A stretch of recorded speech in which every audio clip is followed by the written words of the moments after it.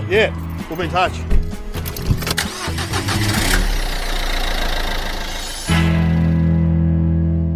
All right, welcome to the Debrief with Dave O'Neill. I'm here with an absolute comedy legend, It's early to say that. Luke McGregor. Hi, mate. How are you? No, I'm good. We've just done We've done a whole gig together. a gig together, and we sort of know each other. We know each other for I'm trying to remember. We just did the Grandview anyway, which is the room I'm trying to remember when I first met you.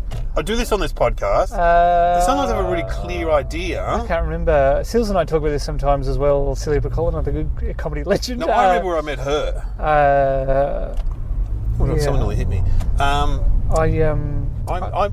met you with Cambo, John Campbell. Oh, really? I reckon you were with him. Probably. Or maybe I'm just blurring. I would have met you at a comedy room in Melbourne. I didn't meet you in Tasmania. We would have definitely met at a comedy room as opposed to a shop or martial arts tournament. But yeah, so it's. I'd say anyway. Look, I remember you being very friendly. I try and keep that lie going. That I'm a nice person. But you weren't like one of those overly confident young comics. Oh shit, no. Well, I'm still not. I'm still searching for that confidence to kick in. Because people go, "Oh, Luke McGregor, is that like an act?" I said, "No, he's really like that." Yeah, unfortunately. He's like that. Well, but it's your persona on stage, isn't it? Yeah, well, people say it's persona, but it is. I guess it's exaggerated to. I don't know. Not really, because. Basically, I get nervous when I go on stage, and then I just don't try and hide it. Whereas if I'm talking to someone at a party, I will try and cover my anxiety a little, just so I can function in a conversation. Yeah. Were you always awkward like that, or? Yeah, pretty much. I don't know if anyone listening can hear it, but I'm wearing a retainer, and this is my first day with it because I had a tooth out. Yeah, you said that on stage. Yeah, no, I got certain words. I can't say words very well. It's hard to say certain S's and What tooth did you have out? I had a not a front one, but really close to the front. So if I smile, you can see it. Down the top or the bottom? Top, because I had a root canal when I was 10. Yeah. Oh my! You had a root canal when you were 11. Sorry. Mate, you must have been eating some serious lollies. I don't know what happened, but I blame my parents for that. That tooth was supposed to be temporary, so I'm just getting it. I know I'm only getting a new one in now, but I have to wear this retainer for 6 months. Oh my god! So I've cancelled all my kissing competitions and dates. Yeah. Well, that's interesting, because I had a tooth pulled out because I had a root canal, and then it just went. When I went to the dentist, I hadn't been for a while, and he goes, "Do you eat lollies and drink soft drink?" I'm like, "What? Are you like a psychic or what's?" I'm a dentist. And so I had, because of bad habits, but the way they pull it out is quite brutal, isn't it? It is, yeah. I didn't know you have to floss every day. I always thought flossing was an optional thing that people who really care do. Wow. But you have to, because your teeth rot inside your gums. Yeah. And I'm like, oh man, so now I floss every day. Oh, that's good if I don't floss every day. Man, the first couple of times was a massive pain in the butt. And now it's just like, even when I'm drunk, I'll do it. Although it hurts quite a lot if I muck it up. Yeah. I've drunk floss before, and it's not a great idea. So did you get pliers and just basically pull it out? Pretty much, yeah. And it was painful. Oh, was it? Yeah. I had the needle, but I still felt it. It was. It didn't hurt. Oh my god! Horribly, but it was. It hurt. No money from the tooth fairy. I don't know if he kept it. And you can't keep the tooth either. In fact, it cost me quite a lot of money. Yeah. I just had a flash. My partner read out this fact the other day. They've worked out that redheads don't react to anesthesia very well. No, I heard we need like 20% more or something. Yes. But I wish someone would have told the dentist that, because I'm gonna bring that article, print it out to everything I go to from now on that involves needles. It's true. It's a fact, apparently. Yeah. I don't know if that's a useful superpower. I don't know if that's going to come in handy. I guess if someone. I don't know if someone tries to. Maybe if someone tries to chloroform me to kidnap me, maybe they need to put in 20% more on the cloth or whatever. He's not knocked out, boss. I don't know what's happening. Yeah, he's still got 20% left in him. That's just enough to get away. Bloody redheads. Get the other guy. Yeah, I don't know if that's useful in any way. No, well, it's something, isn't it? Yeah. It's something. And you've just finished Rosehaven series number 3. Yeah, we're still editing. Yeah. But hopefully it's good. We've got a pig in the first episode. Pigs are always funny. Were they hard to control though? No, it was like a dog, but it was like a halfway between a dog and a cat in its behaviour, and that it just sort of it would listen, but then it would kind of do what it wanted to do. Right. But it got to know Sills and I pretty well, and at one point it felt comfortable enough that it rested its head on my shoulder while I was sitting in the car. Was it a little pig? It was maybe double the size of Babe. Yeah. Okay. Did it have the reasonably big pig? The classic animal handler? No, we had to. It was from an animal. This place called Brightside Animal Sanctuary, and so they came on set and they were amazing. And we had a vet. Oh, okay. But this pig rested its head on my shoulder, and I went, oh. And as I opened my mouth, the pig sneezed right in my mouth. And yeah, pig flu. I was running around screaming.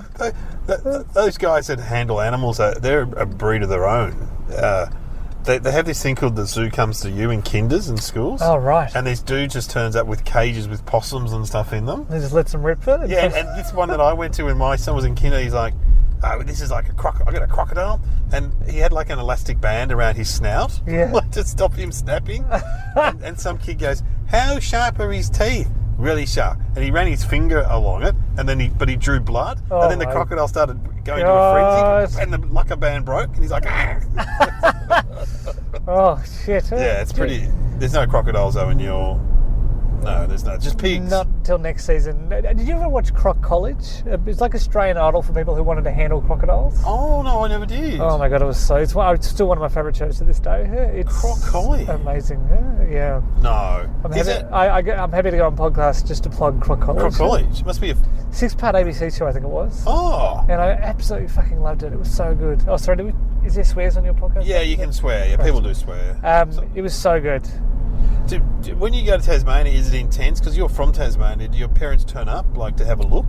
Then you have to show your cousin around, or to show the. They get excited that you're in Tasmania filming. Oh, Rosehaven. Sorry, I thought you meant a gigs. Yeah. Well, that gigs too, but doing a TV show is even more. Well, intense. I invite them to come along because mum and dad are pretty sparing in the praise. They don't. Oh, okay. They will tell me, they text me and say, hey, just so you know, we're watching Rosehaven tonight, but then I never get a follow-up text with what they thought of it. And so I'll ask them later. That's like when you see a tweet, it's like, going to see Luke McGregor tonight, going to be awesome. Then after the gig, nothing. Nothing. Yeah. Like, you got to follow it up, lady. I'm following you.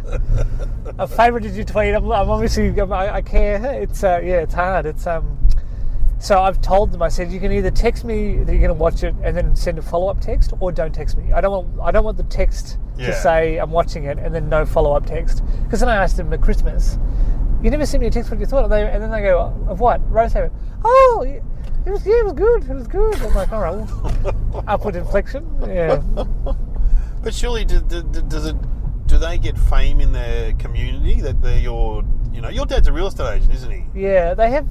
Apparently... So surely you'd be using that to do a bit of business. I'm not sure. Apparently, sometimes they get someone just come into the office and have a just look at it and go, oh, yes, this is... Oh, so is that the set? No. It's my parents' office. Right. But they'll just go in because it's...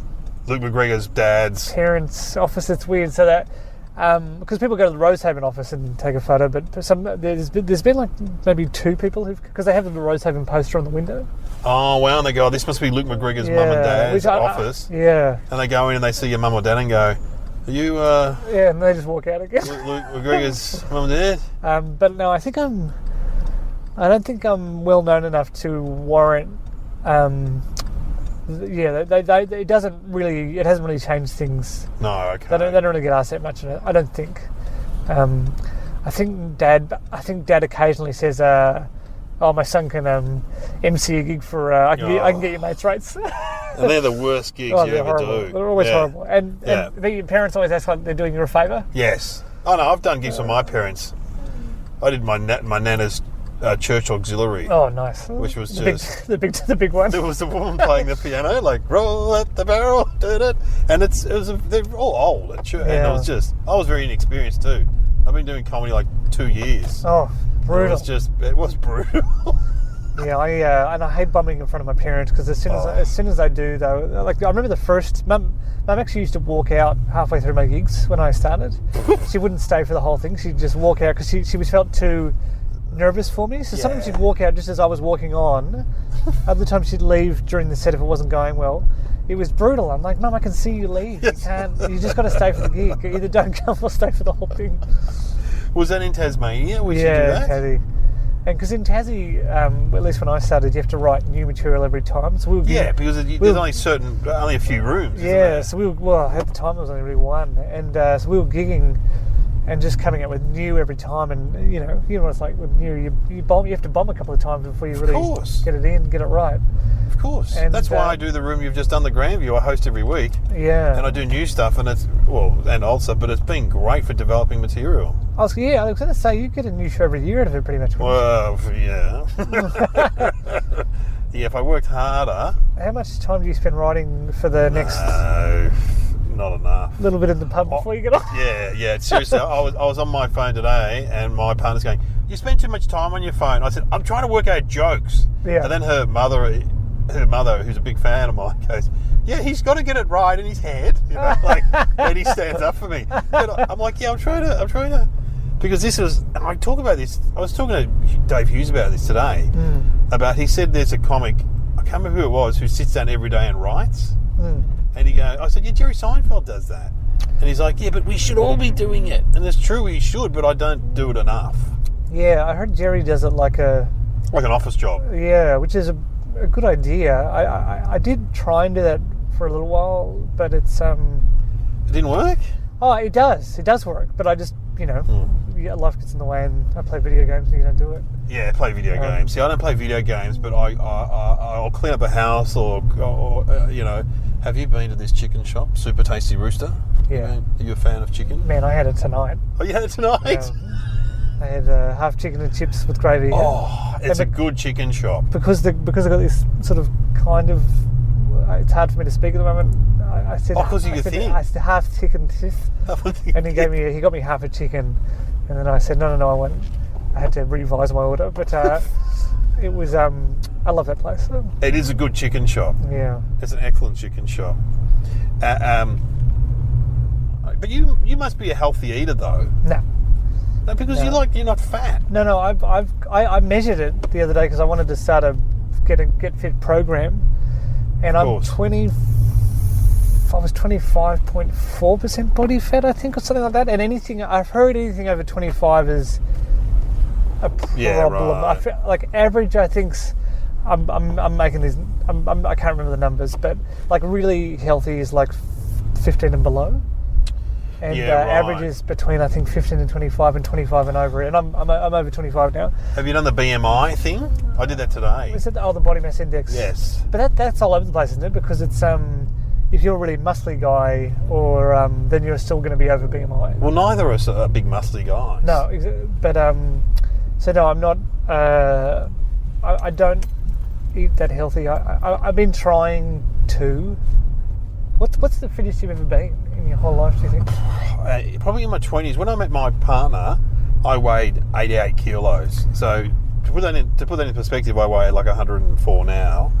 And yeah, probably in my 20s, because I was swimming, and so I used to go swimming. I used to swim laps. And then So have you ever had a period in your life when you had a six-pack? No. Yeah, me neither. No, I've never, no. I've got a twin brother who's skinnier than you and lives in Switzerland and eats muesli for lunch. Oh, wow. So I don't have that excuse of saying, I come from a fat family, I've got big bones. He is like, and as Brad Oakes, who's been on the show many times, pointed out the other day, he looks like he goes to the gym every day, because he was looking at photos of him, and then I asked him, do you go to the gym? He goes, yeah, I go to the gym every day. Yeah. So he runs, he goes to the gym, and he doesn't really eat bad food. Because you know what I did today? I looked up the death clock, where you put in your BMI and your age, your weight, and if you smoke and drink and how much you smoke and drink, and it tells you how long you're going to live for. Bloody hell, huh?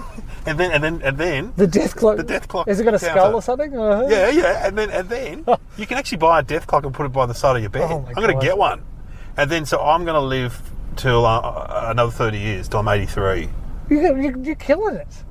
I'm 83 is great. Well, my dad's my dad must be 83 or 84, and he was fit until about 10 years ago. He never drank, he never smoked, and he really didn't eat bad food much. He was he never ran or anything, but he always was he was a scout leader. He was always kayaking. So did 10 years ago, something happened, or did he just... No, he said, fuck it, I think.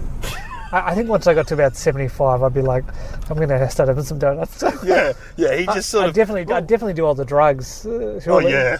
Well, he started eating out more, actually, because Mum's like, I don't want to... She's cooked, like, for years. Yeah. And then he just... They eat out a lot. Like, they go to the RSL, they go to the pub, and it's always... I'll go, what did you have? Oh, we had, fish and chips, and I had a Parma. So it's all cooked in fat. If a gym could somehow...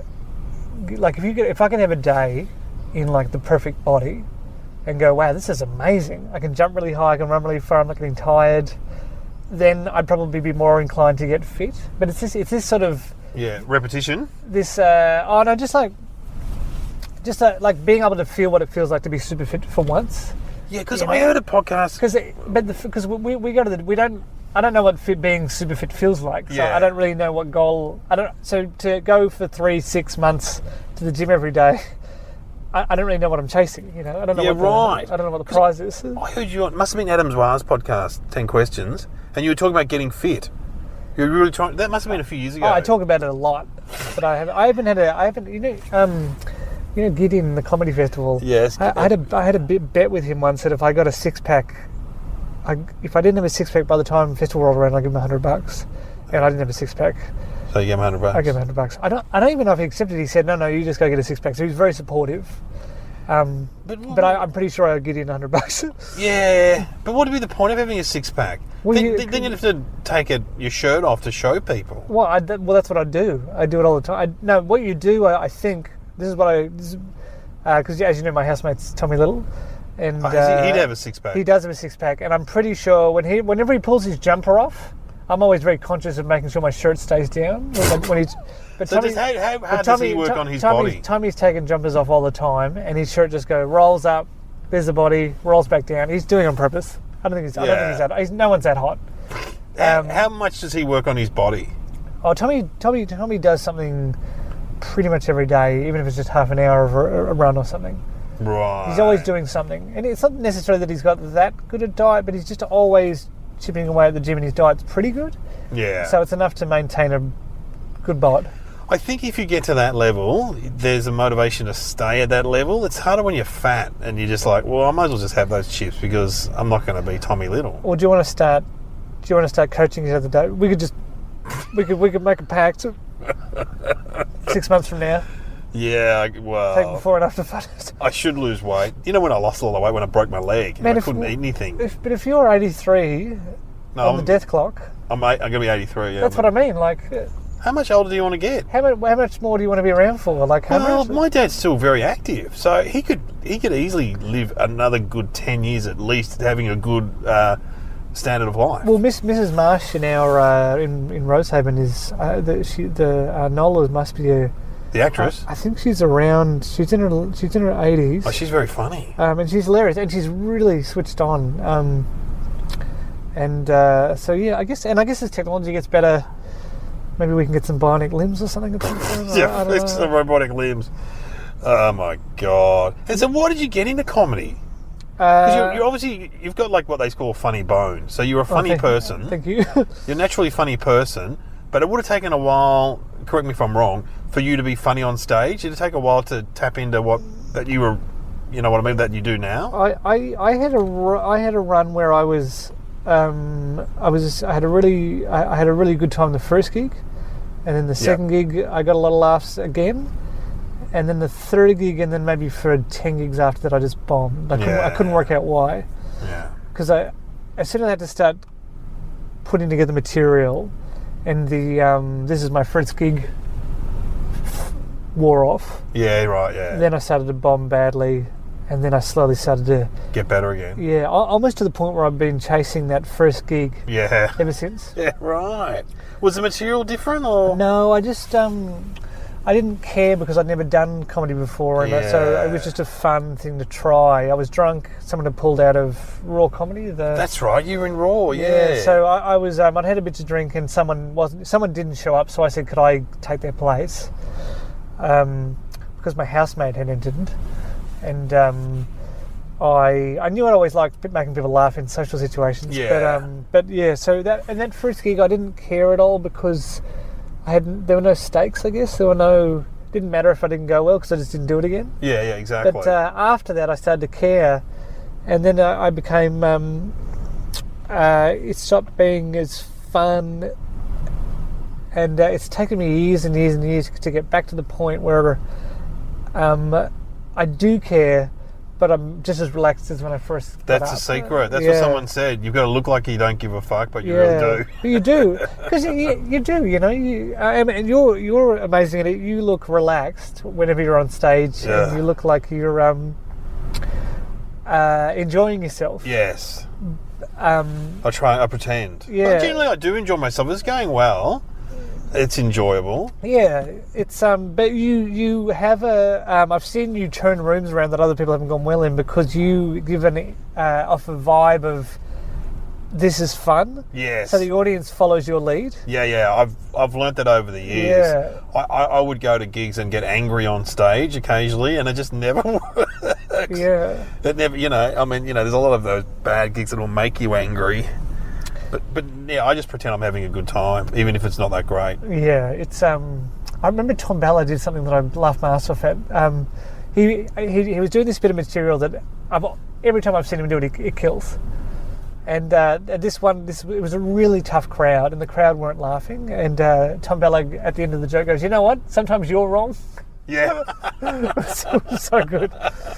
That's a great thing. Oh, so good. Because I remember when I met you, you were still working in a day job. You had a finance job. Yeah, I had a job in superannuation. I was working in a call centre when I first came to Melbourne. You had your super job when I met you. Yeah. And you were talking about quitting and stuff, giving it up. And you were asking at what point do you give up your job? Yeah. And I don't know the answer to that. I think as soon as you're not enjoying it anymore and you're...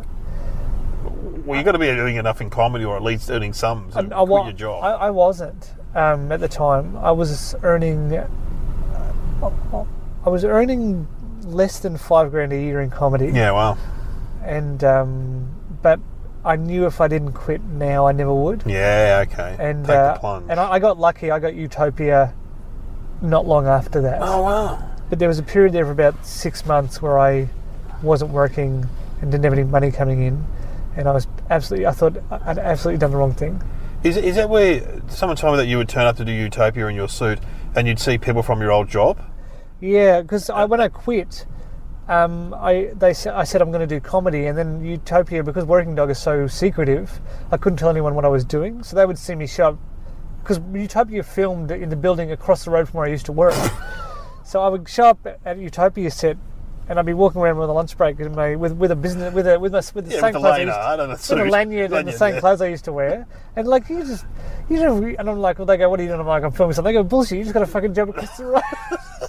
That's a great story. It was it wasn't until Utopia came out that they started to believe me. Hang on a minute, he was telling the truth. It was. Oh, that's very funny. Yeah. You're on the debrief with Luke McGregor. Comedy legend Rosehaven's coming out soon next year. 2 years later, we recorded this. Yeah. It's been a 2 year break.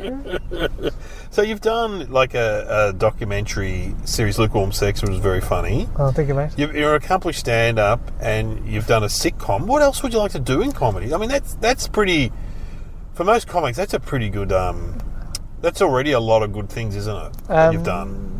Yeah, I always feel bad on podcasts because I haven't asked you any questions. No, don't worry about it. You haven't asked me questions. The next thing I'd like to do is write a movie and get a movie up on this big screen. Yeah, with you in it. It doesn't have to be. I mean, if I write something that I at the moment I'm writing something that's potentially got me in it, but I'm sure. not. What I really would just want to do is write something and see it on the screen. Whether I'm in it or not is. It would be like a bonus goal. Yes. But I'd love to get it. I've always... Well, it's definitely a path there. I mean, Damien Cullinan's got The Merger coming out very soon. Yeah, yeah. Mick Malloy, Tony Martin, all these guys did movies. Yeah, and it's Working Dog and all those. Yeah. It's it would be. I was in The Nugget. Yes. Underrated. Oh, it's a. I don't know what. Anyway, it was a good movie. It's good fun making a movie. I haven't seen it, but I'm going to watch it as soon as Yeah, watch it. As soon as I get home. I'm going to watch it. But yeah, that would be the dream. I think is to. Because what's your next one? Because you've No, pretty I much done all don't. of it now. No, I've written movies, but they weren't that successful. But I've certainly been through the experience was great. Wrote Takeaway with Mark O'Toole and You and Your Stupid Mate. Do you get a lot of Money? Yes. money notes like to make changes and stuff, or you get a bit of fairly bit of creative freedom? Back then, no, we got a lot of creative freedom, and they employ script guys to do an appraisal of your script. But they were like the guy that did ours was Max Dan, by memory, who wrote Brides of Christ, and he was like a legend in drama, comedy kind of stuff. Yeah. And he was very complimentary. Great. And so he said, that's all good. I reckon it's all good. And then, all the funding bodies that put in their 2 cents, but it was pretty good. Yeah, great. So, that would be the dream for me. I think if I get a horror film or something. Oh, yeah, horror film would be great. I just love You're a it. big fan of them. Well, that's hard. If you're a fan of that genre and you know that genre, I think that's a good thing. Yeah, and I get scared a lot in real life. I'm ready. I'm ready to put that into ready to get on-screen therapy. What's the one that the guy from Peel and Thingo did? I saw that the other day. Get Out? Get Out. That's very good. Yeah. Did you like that? I love Get Out, yeah. How good's that? I really loved Get Out, and I really loved, I don't know if you've seen Cabin in the Woods. No, is that good? Cabin in the Woods is amazing. It sort of takes a bunch of horror tropes and then turns them on their head later. Actually, I didn't watch them a lot. I was too scared of them as a kid to watch them, and a teenager. I've seen Evil Dead, and I've seen Scream. It Follows is really good as well. It Follows is a one about this sexually transmitted demon. And it sounds bonkers, but it's really good and really intense. Well, I knew Lee Winnell. Like, he used to come on Triple R when I was on Triple R and do the movie reviews. And then he's like, I'm going to do this horror movie. Like, whatever, mate. And then he became like this. Him and his mate James, they became this worldwide phenomenon with Saw. Oh, that was incredible. Saw was Saw in the first Paranormal Activity. I think Paranormal Activity the first one was made for like $30,000 or something. That's scary. And it went crazy. I like Scream. I thought Scream was great. Yeah, I really. Scream used to be like a thing that my friends and I would go and do. We'd all go to the pictures when Scream came out. Oh, really? Haven't had something like that in a while, but write a horror comedy would be great. But you seen American Werewolf in London? I haven't. I don't think so. That's a great John Landis. I think that's a great comedy horror sort of genre film. And Get Out was cool too because it was kind of horror and kind of something else. It was and it did a lot of cool things with the like taking something that was taking like a mundane situation but then putting you on edge. Like when that guy ran towards him and then ran to the right. Yes. Just stuff like that where it's just like it makes you uneasy. But if that happened to you in real life, if someone was running at you and then ran away, you would just get on with your life. And I love those. I love any film where something quite strange happens, but not big enough that you're able to act on it in the moment. Because if a horror film, if blood starts dripping down your walls, you run out of the house. Yes. But if a door just opens and closes a couple of times, or that guy runs at you, you go, well, that's a bit weird. Well, that was a bit weird, but I'm not going to. Yeah, I'm not going to move. I'm not going to move out. So I really love stuff like that. That did you pick the twist in it? Like, I didn't pick the twist. Think so? No. I didn't. Then again, I watched Sixth Sense. I think that's an incredible movie. I missed that, and now obviously it's been spoiled. But I still want to see it. It's a great movie. I heard it's so good. I didn't know the twist of that at all. I had no idea. Well, I loved Unbreakable that he did. Oh, Unbreakable was great. And have you seen the follow-up? Yeah, I have. And now he's making a bloody trilogy. Have you seen the trailer for the new one? No, I haven't. All right, watch the trailer. It's really cool. His movies, M. Shyamalan, or his name. Yeah, Night Shyamalan. Yeah. Except he did that one where the wind was killing people, which is no good. I didn't see that. Oh no. He had some stinkers, didn't he? Yeah. But then he started to come back with that. He had that one where about an elevator. He wrote one about an elevator lift or something. He would have ones that you wouldn't have heard of. That's the thing with those guys. Yeah. Now, I ask these questions to everyone, so these are the debrief questions I'm going to ask you right now. Oh, you go. Okay, what went well tonight and why, you reckon, in your gig? The gig, what went well? Arrogant. I did some stuff that was just me talking about what happened Yeah, you did. recently, like that night, and it worked. That's always good. And I opened with that, which is probably not a good idea, but I just felt like talking about that stuff, and it worked, which is nice, because sometimes I've done it in the past and it hasn't worked at all. Well, you know, Dave Hughes has this theory that he often does something topical of the day first because it sets up that, hey, this stuff, I'm just making this stuff up on the spot. Yeah, that's true. And Yeah. also, why not try it there when they're all like cheering and clapping for you? Yeah, and you kind of, there's almost like there's this little window of About 5 minutes, I you reckon. can get away with it. Yeah. And because you got all your material coming, Yes. so you can sort of sneak it in there and then get on with the jokes. Yeah. Or just if it doesn't work, go. Anyway, sorry, that's nothing. Yeah, just- here's my real stuff. just mucking around, Just mucking around, just guys. mucking around, Yeah, guys. we'll start. I'll come on stage again. Yeah. Bit of small talk at the front. It's actually a good policy. Yeah. And what didn't go well, if anything didn't go well? I started to get self-conscious. One joke I did normally gets a laugh in a certain bit and it didn't. Oh, yeah, I hate that one. That happens, And it threw me out for the next bit. So rather than just push on and go, that's fine. I got a little bit self-conscious and also the walking signal. that was threw yeah. me. You can hear the signals outside. And it threw me. But are you aware of a little bit more than most people are aware of? Someone was telling me that you didn't like performing in the 10 in Adelaide because they are noisy. Some of those no, tents. I didn't mind that. The only time it got hard was, and this wasn't Adelaide's fault, just one of the mics blew out. So I was just yelling the whole gig, and most of my stuff is me being, nervous or a little bit. Yeah, quieter. So I was just trying to do these jokes about being, nervous and anxious, but I was yelling at a whole crowd Yeah. of people in a tent, so I didn't quite.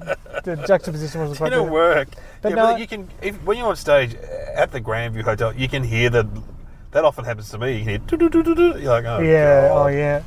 But no, Adelaide's good. The first time, I think it's important in comedy to perform in different types of venues. Yeah. Because you get so used to one thing. Yeah, it's true. And then that throws out, and you think, oh, all of a sudden this joke doesn't work. But it should. It should work whether there's a roof on the venue or not.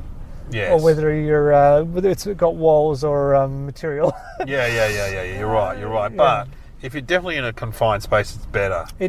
Dark room, Low ceiling. roof, Yeah. not outside on the beach. Yeah. Helps a hell of a lot. Oh yeah, we've all done. I don't think I've done outside on the beach, but just outside in general is not good. I did a beach gig once, and I had to go to the God. toilet midway through the gig, and so I literally brought a cordless mic with me to the back of the porta potty, Right. and then just apologised to the crowd and said, "I'm so sorry about this. I don't know what to do, guys." What sort of situation was that? A music festival? Or? No, it was me doing a 1 hour show in Perth, Oh. outside on the beach, and what was it like? We're just busting out the toilet right off the bat. What was the actual gig like? Yeah. Good. People actually thought the toilet was part of the act. Oh, that's good. But then afterwards I was saying, "Oh no, I actually had to go to the toilet. I'm so sorry." Oh man, yeah. I haven't done that, but I felt like that. Like, especially if you're a little bit sick or something. Have you ever been in the toilet when someone called you to go on stage? Yes. That was sucks.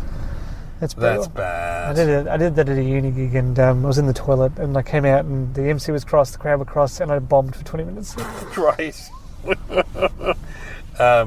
Yeah, don't you love them? Were there any organisational hazards that got in the way tonight?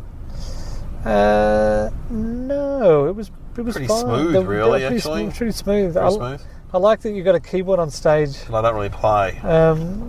I just love it. If there's a keyboard on stage, you Yeah. don't play keyboard. You can hit it occasionally. Because it could be any instrument, really. You know. Could be. You're right. And it's on my ironing board. Yeah, it's it hasn't become a crutch. You don't. I don't take it to other gigs. Yeah. Okay.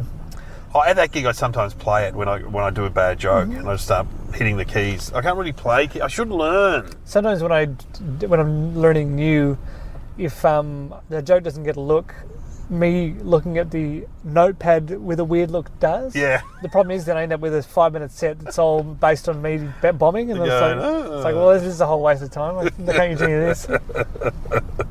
How do you develop new material? Do you do it in the rooms, or do you do trial shows, or do you do a combination of both? Both. But trial shows I find invaluable because it just forces you to have a... Oh, yeah. And especially because, we do them at Token at the...